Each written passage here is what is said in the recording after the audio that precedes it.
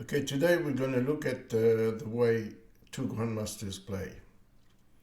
It's a nice interruption from the theoretical endgame and checkmates that are put up.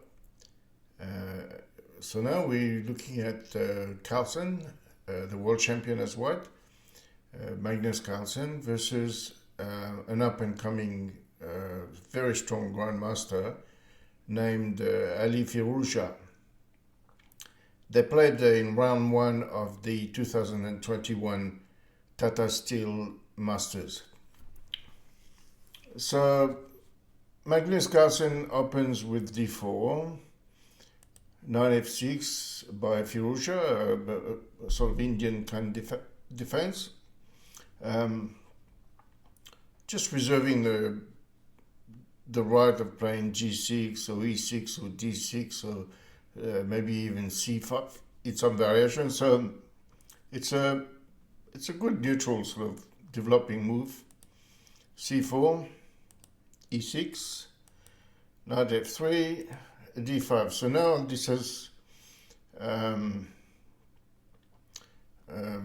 it's starting to develop. After knight c3, it's a queen's gambit declined.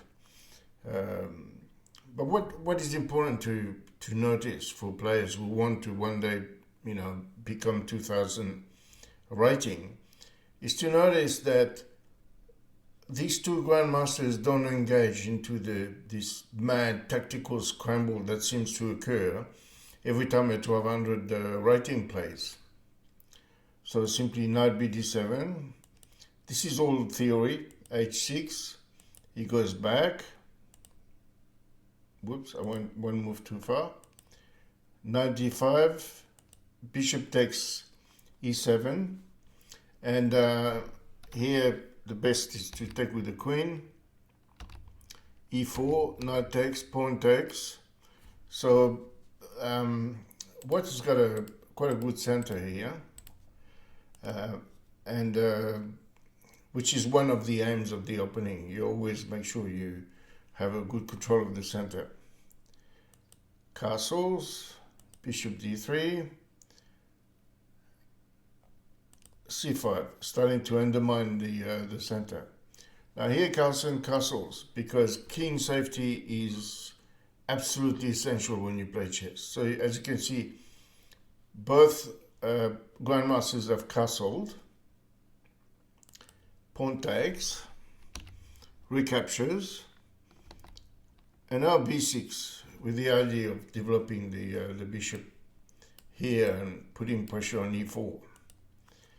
And here the move that was played in the past was rook c1. And here Magnus Carlsen goes for another plan, which is a4. Now his idea is it's like a minority attack, 1 versus 2, and at the end of it you have one isolated pawn on which you can pile up. So it continues, and so does Magnus. a4, a5. Here the player has to, the black has to decide how to handle that. Do you want an isolated b pawn or an isolated a pawn? Here he takes, and the rook takes. So he's decided that the pawn here has, first of all, has better prospect of queening, but also it's easier to defend. So let's have a look. Knight f6, attacking the pawn on e4 here, and then just a simple defense. You may notice that the position, as I said before, is not this mad scramble kind of position where pieces are hanging everywhere and the tactics already, an explosion of tactics on the board. It's nice, clear, and disciplined. So he puts pressure on the d4 pawn now. The queen moves away from a potential problem with the rook and goes here, which defends the pawn, but also attacks the a7 pawn. And here there is an indirect defense of the a7 pawn. So in the game, Magnus played h3, but had he decided after queen c7 to play rook takes a7, rook takes, queen takes, rook a8, queen c5 only move, queen takes, and here this pawn is eventually going to fall, but in any event is insufficient to win. So the suggested line by the computer is king here, king f1, perhaps rook c8, rook c1, knight takes, knight here. It's all very very lowish. King f2, and it's given as equal. So Magnus played h3 in this position, and it was followed up by a6. So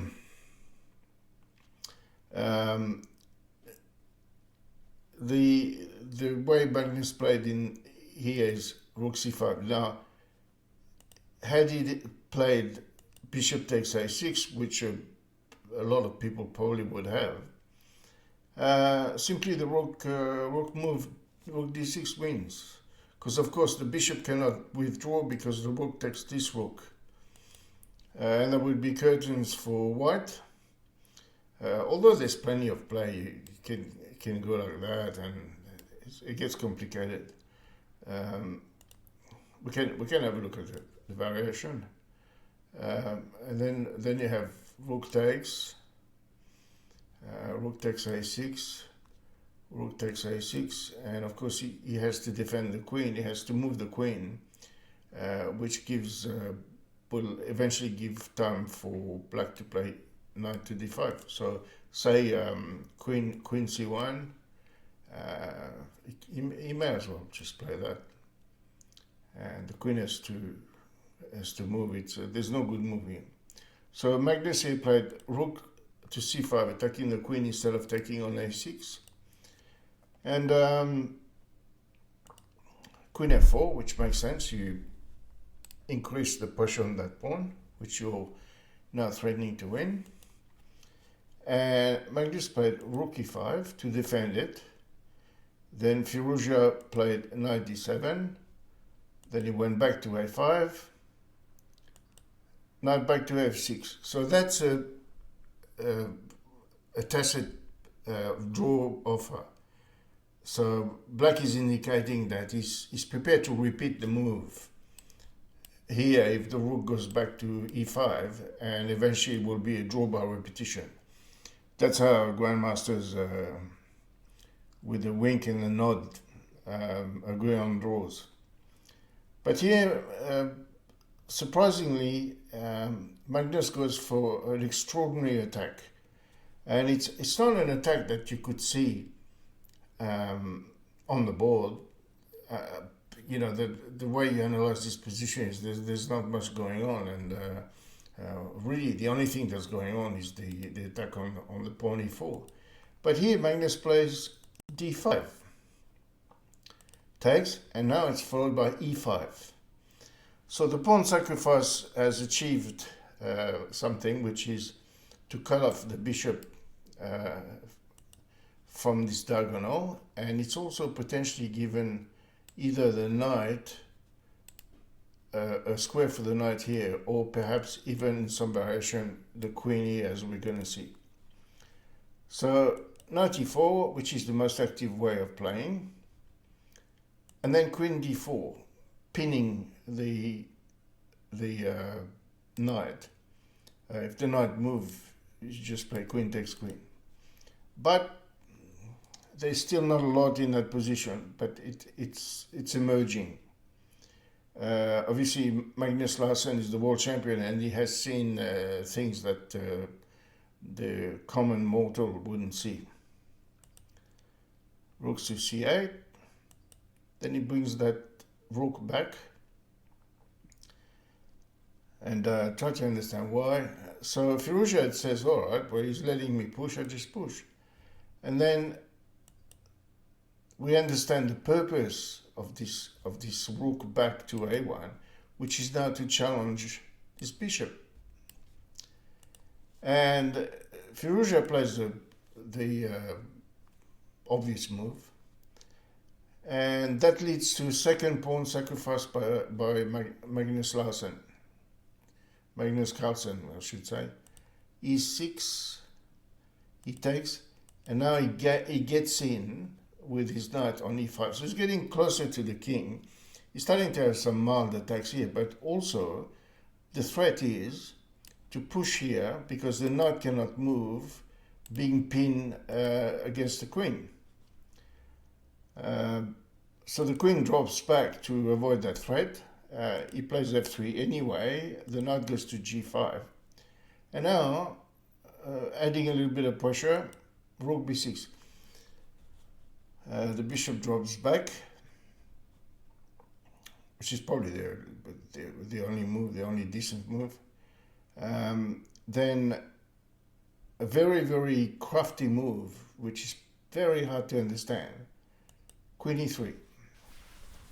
Now, why would he play that? So let's have a look at the obvious plan, which is for black to continue to push on the pass pawn on the queen side. Now he plays knight to g4, attacking the queen. The queen draws back on d8, which is basically threatening this, winning the rook. And then Magnus continues with what he planned in that situation, which is to take on e6. Knight takes e6, queen check. Now, as we have seen in the past few moves, the net effect of this kind of attack was to bring pieces into an attacking position like this, while exchanging pieces you wouldn't want to contribute to the defense of the king, and pushing the pieces back on the back rank and not allowing active chess. Of course, the compensation for black is this is virtually a queen. Here, Firouzja played the most obvious move in this position, which is to play the bishop on f7 to defend the check. However, this loses by force, and it's not obvious how, but knight takes h6 check. The pawn takes on h6, and then the queen takes, and now he plays queen c7.